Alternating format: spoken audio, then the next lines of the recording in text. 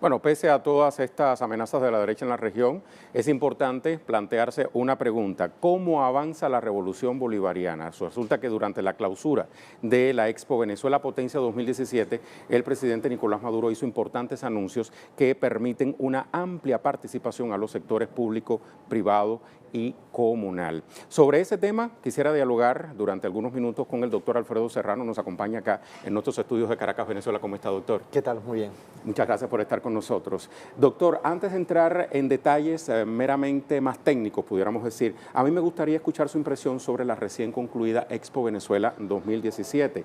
En materia de productividad, por ejemplo, ¿qué mensaje le deja a usted este foro realizado en un país donde se ha tejido todo tipo de historias relacionadas con pobreza, presunta inestabilidad, crisis? ¿Es realmente Venezuela un país de oportunidades? Lo importante es ver la Expo Venezuela Potencia no solo como un hecho aislado, como un acontecimiento de 4 días donde van diferentes ciudadanos, empresarios a reunirse y hablar de la capacidad productiva de Venezuela, sino lo más clave, y creo que ayer se denotó de alguna manera en el cierre, en la clausura, es que viene mucho por hacer hacia adelante. Es decir, se muestra como que en este último periodo, el año pasado y este año en curso y los próximos meses, se percibe que hay una nueva época productiva en Venezuela. Creo que uno observaba, yo tuve la suerte de pasear por los stands del domingo a la mañana, además de la cantidad de gente que impresionaba a cualquier ciudadano. En el Poliedro de Caracas. Era muy llamativo para cualquier persona, incluso extranjera, ver una Venezuela donde había mucha gente. Además de estar este lugar un poco retirado de la capital, ¿no? Es un lugar retirado, pero se percibía mucha inquietud, mucha curiosidad, muchos empresarios, muchas manifestaciones de productos nuevos que se hacen aquí en Venezuela, a pesar de todas las matrices de opinión internacional. Si uno lee la prensa de afuera, y yo que vengo de afuera y uno observa, diría que en Venezuela no podría haber ese tipo de normalización en materia económica. Había muchas iniciativas productivas de todo tipo, pasando desde hacer unos zapatos hasta hacer satélites o pasando por cuestiones farmacéuticas, productos de higiene. Eso a uno le da una sensación de que hay un cambio verdadero productivo. Por eso mi pregunta de que si era Venezuela, a pesar de la situación por la que está atravesando el país, un país de oportunidades. O sea, pudiéramos afirmar que es factible aplicar la fórmula hecho en Venezuela. Sí, nadie cuestiona las dificultades y la emergencia. De hecho, el propio gobierno bolivariano ha reconocido permanentemente por muchas casuísticas que la situación es una situación difícil, precios caídos del petróleo y otras variables que ya hemos comentado muchas otras veces. Sin embargo, lo clave, lo importante es verdaderamente dejar claro que en Venezuela hay una gran capacidad productiva. Es un país de oportunidades, pero además no es solo porque el presidente Nicolás Maduro ayer enumerara un conjunto de cifras que plantea cuáles son las grandes oportunidades que tiene el país en materia de motores productivos, en materia de recursos naturales, en materia de incluso cifras sociales que son todas conocidas, sino que además yo creo que Venezuela, incluso los niveles de inversión que se han observado en estos años difíciles han seguido sosteniéndose, y es importante ver, por ejemplo, ejemplos en la cuestión de hidrocarburos, en cuestión de petroquímicas, en cuestiones de industrias textiles y en otros tantos motores productivos, como así lo marca la Agenda Económica Productiva, que hay verdaderamente interés, no solo casa adentro, sino además hay inversiones que están procurando. Creo que hay más oportunidades de las que se plantean. Creo que la Expo Venezuela muestra yo me atrevo a hablar de que hay una suerte de inicio de época productiva en el cual se va a producir mucho más en casa. ¿Y es fortuito ese inicio de época productiva? ¿Por qué justamente ahora? Creo que eso viene fundamentalmente de este quiebre, un clivaje probablemente en el proceso económico venezolano en la era chavista, en la cual hay una gran primera década de reconstrucción, de ordenar, de resolución de los derechos básicos sociales, de reapropiarse de la renta petrolera, de recuperar muchos de los sectores estratégicos, ese ordenar la casa, que sería en el fondo la esencia etimológica de la palabra economía, que no es solo es que ordenar. A partir de ahí yo creo que luego hay un salto cualitativo que es empezar a producir. Muchos podrían decir si hay que producir antes o después. A mí no me gusta mirar mucho hacia atrás. Yo miro los procesos hacia adelante y creo que en el año pasado y este año la necesidad de salir del rentismo petrolero, pero no solo del rentismo petrolero, sino del rentismo importador, que es tan importante como el rentismo petrolero.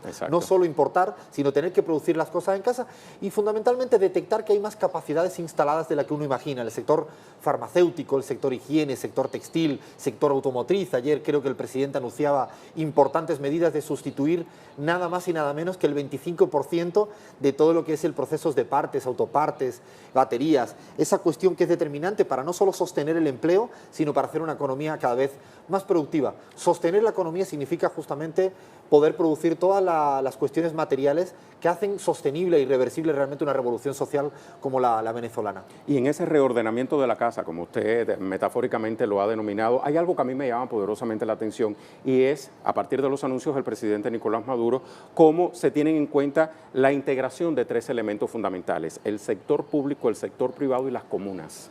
Creo que ayer dio un dato fundamental el presidente que creo que a todo el mundo le llamó poderosamente la atención, y es que en Venezuela hay una cantidad infinita, grandísima, de empresas privadas. Hay empresas mixtas, hay empresas públicas, y además el poder comunal, y se demostró ayer con infinitos acuerdos firmados, también tiene una gran capacidad productiva.